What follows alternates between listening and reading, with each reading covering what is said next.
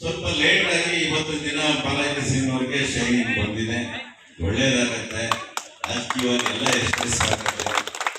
ಎಲ್ಲ ಒಂದ್ ಕಡೆ ಚುನಾವಣೆ ಮುಂದಕ್ಕೆ ಹೋಗ್ತಾ ಇರೋದು ಯಾರಿಗೆಲ್ಲೋ ಗೊತ್ತಿಲ್ಲಪ್ಪ. ವೆಂಕಟೇಶ್ ಒಳ್ಳೆ ರೀತಿಯಲ್ಲಿ ಅಭಿವೃದ್ಧಿಯನ್ನ ನನ್ನ ಮೇಲೆ ಮಾಡಿಸ್ತಾರೆ. ಸಾಕಷ್ಟು ಸತಿ ಸಣ್ಣ ಪಣ್ಣ ಜಗಳಗಳು ನಿರಂತರವಾಗಿ ನಡೀತಾ ಇದೆ. ಕೋಪ ಇತ್ತು.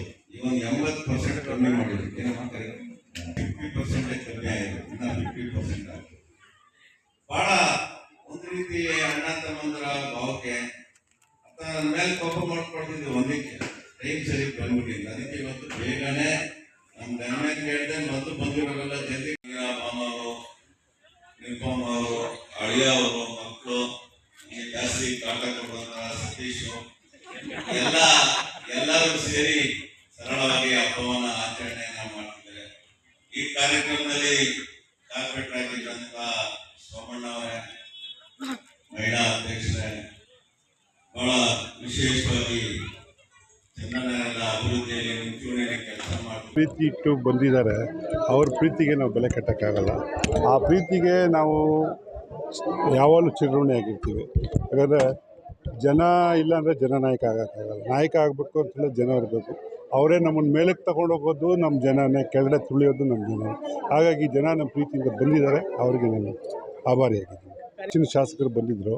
ಶಾಸಕರು ಮತ್ತು ಕಾರ್ಪೊರೇಟರ್ಸು, ಮಾಜಿ ಕಾರ್ಪೊರೇಟರ್ಸು, ಮತ್ತು BJP JDS ಮುಖಂಡರು, ಕಾಂಗ್ರೆಸ್ ಮುಖಂಡರು ಕೂಡ ಬಂದಿದ್ದಾರೆ. ಪಕ್ಷಾತೀತವಾಗಿ ಎಲ್ಲ ನಾಯಕರು, ಎಲ್ಲ ಸ್ನೇಹಿತರು ಬಂದು ಪ್ರೀತಿಯಿಂದ ಹಾರೈಸ್ಬಿಟ್ಟು ಹೋಗಿದ್ದಾರೆ.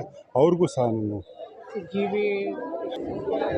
GBAಗೆ ಚುನಾವಣೆಗೆ ನಾವು ಯಾವಾಗಲೂ ರೆಡಿ ಇರ್ತೀವಿ. ಯಾಕಂತೇಳಿ ಪರೀಕ್ಷೆ ಹಿಂದಿನ ದಿವಸ ಓದೋರಿಗೆ ಪರೀಕ್ಷೆ ಭಯ ಇರುತ್ತೆ.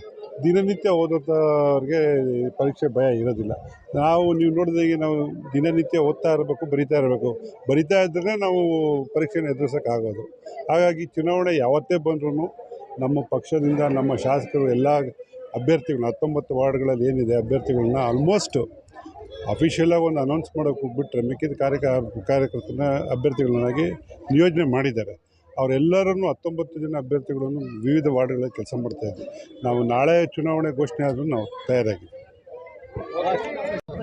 ಬಾಲಾ ಸಿಂಗ್ ಅವರಿಗೆ ಹುಟ್ಟುಹಬ್ಬದ ಹಬ್ಬದ ಶುಭಾಶಯಗಳನ್ನು ಕೋರ್ತಾ ಅವರಿಗೆ ದೇವರು ಆರೋಗ್ಯ, ಆಯಸ್ಸು ಹೀಗೆ ಅಭಿವೃದ್ಧಿ ಕೊಟ್ಟು ಮುಂದಿನ ಅವರ ಆಸೆಯನ್ನು ದೇವರು ಈಡೇರಿಸಲಿ ಅಂತ ಕೇಳ್ಕೊಳ್ತಾ, ಏನೇ ಒಂದು ಕಷ್ಟ ಸುಖಕ್ಕೆ ಭಾಗಿಯಾಗೋದ್ರಲ್ಲಿ ಬೇರೆ ಮಾತಿಲ್ಲ.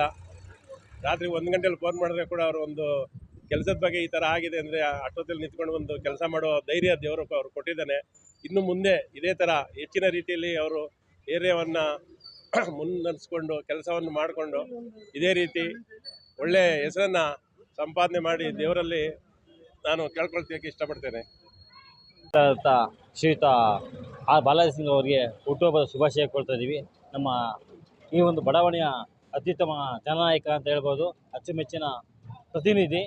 ಎಲ್ಲರಿಗೂ ಯಾವುದೇ ಕಷ್ಟ ಬಂದರೂ ಎಲ್ಲದಕ್ಕೂ ಸ್ಪಂದಿಸ್ತಾ ಇರ್ತಾರೆ. ಟೈಮ್ ಕಡೆಗೆ ಸ್ಪಂದಿಸಿ ಅವ್ರಿಗೇನು ಕುಂದುಕೊರತೆ ಏನಿದೆ ಅದಕ್ಕೆಲ್ಲದಕ್ಕೂ ತುಂಬ ಚೆನ್ನಾಗಿ ಸ್ಪಂದಿಸ್ತಾರೆ.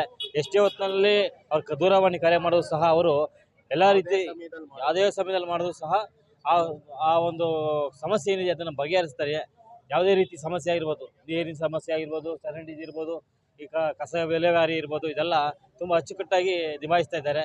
ಇವರಿಗೆ ದೇವರು ಆಯುಷ್ಯವರಿಗೆ ಕೊಟ್ಟು ಕಾಪಾಡಲಿ, ಇದೇ ರೀತಿ ಜನರ ಸೇವೆ ಮಾಡಲಿ, ಮುಂದೆ ಅವರ ಕನಸು ಏನಿದೆಯೋ ಅದು ನನಸಾಗಲಿ ಅಂತ ನಾವು ಆ ದೇವರಲ್ಲಿ ಪ್ರಾರ್ಥನೆ ಮಾಡ್ಕೊತೀವಿ. ಬಂಧುಗಳೇ, ನಮ್ಮ ಬಾಲಾಜಿ ಸಿಂಗ್ ಅವರು ಈ ವಿಭಾಗದಲ್ಲಿ ಜನಪರ ಕಾಳಜಿ ಇರ್ತಕ್ಕಂತಹ ಜನನಾಯಕರಾಗಿದ್ದಾರೆ. ಇವತ್ತು ಅವರ ಹುಟ್ಟುಹಬ್ಬ. ನಾನು ಅತ್ಯಂತ ಪ್ರೀತಿಯಿಂದ ಬಾಲಾಜಿ ಸಿಂಗ್ ಸಾಹೇಬರಿಗೆ ಜನ್ಮದಿನದ ಶುಭಾಶಯಗಳನ್ನ ಕೋರ್ತಾ ಇದ್ದೀನಿ. ಸಿರಿಗನ್ನಡಂ ಗೆಲ್ಗೆ. ಸ್ನೇಹಿತರಾದ ಆರ್ ಬಾಲಾಜಿ ಸಿಂಗ್ ಅವರಿಗೆ ಹುಟ್ಟುಹಬ್ಬದ ಆರ್ಥಿಕ ಶುಭಾಶಯಗಳು.